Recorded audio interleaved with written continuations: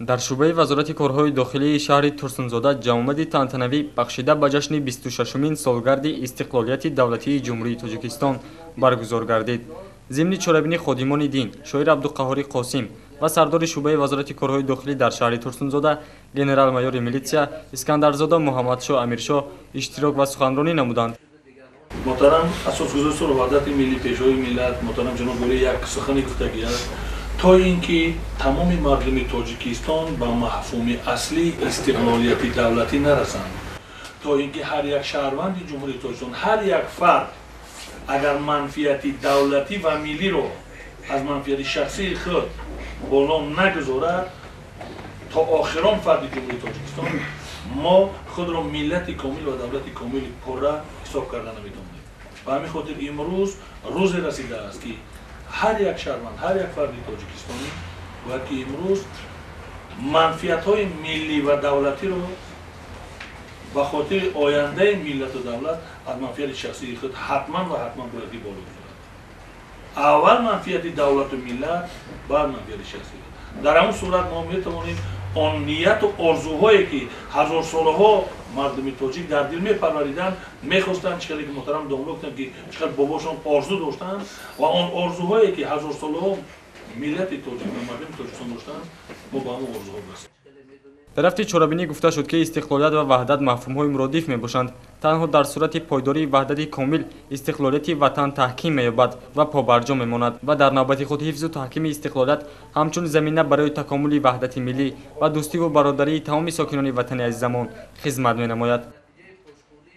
воқеан ҳам дастовардҳои тамоми мардуми Тоҷикистон ва миллати мардуми Тоҷикистон вобаста аст ба ҳамун шахсияте ки худованд уна дар тӯли баъди қариб 1000 сол баъд аз Исмоили Сомонӣ дар радифи дигар қаҳрамонҳои миллати тоҷик албатта офаридааст. ин кас ва ҳамаи мо шумо медонем асосгузори сулҳу ваҳдати миллӣ пешвои миллат муҳтарам Эмомалӣ Раҳмон ҳастанд ки воқеан он хизматҳо, он заҳматҳое ки ин марди шариф барои миллати худ албатта карданд, ягон кас инкор кардан илоҷ надорад. боиси сарфарозист ки ҷашни 26-умин солгарди истиқлолияти давлатиро мардуми тамаддунсозу ободгар ва заҳматпешаву бо фарҳанги ватанамон дар рӯҳияи бунёдкориву созандагӣ истиқбол гирифта барои боз ҳам таҳким бахшидани пояҳои давлати ҷавонамон саҳми ватандӯстонаи худро мегузоранд.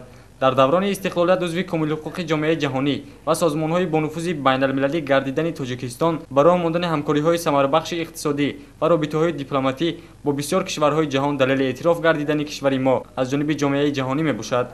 шоире мегӯяд ё бигӯ ё бишунав, гуфту шунид аст инҷо. ин ҷое ҳаст ки ё бояд бигӯем дар васфи ин неъматҳои илоҳӣ барои ба қадри ин неъматҳо расидан, ё ин ки гӯш баандозем ва як чизе аз худ бикунем ва дар ин самт барои арҷгузории ин неъматҳо саҳми сазовор дошта бошем.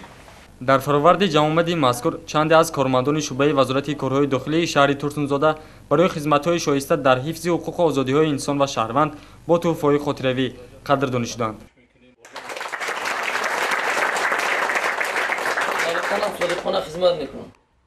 гузориши Диловар Рашидов, Зафар Асанов барои барномаи иттилоотии хабар.